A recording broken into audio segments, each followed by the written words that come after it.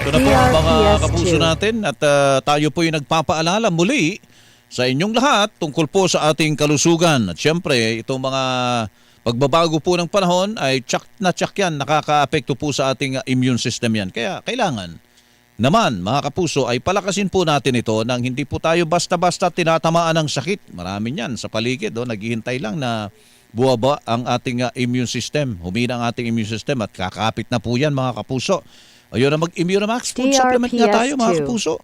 Ang Immunamax ay gawa sa CM Glucan, nagmula pa sa Switzerland, available in capsule for adults at saka yung syrup for kids. Alin po dito yung para sa mga nasa hustong edad? Ito po yun. Yan, yung mga malilit na mga paketeng puti at saka kulay asul. Ang laman po nito ay capsule for adults Immunamax food supplement. Itong kulay asul, siya na po yung 40 variant ng capsule for adults Immunamax food supplement.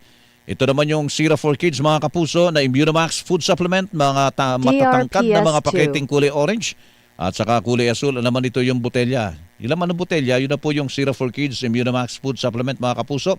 40 variant yung asul niya ng syrup for kids Immunamax food supplement. Mula po sa aming studio at kahit nasan pa kayo sa mga sandali ito, mga kapuso, yan po ang ating magandang balitang hatid po sa inyo ng Immunamax.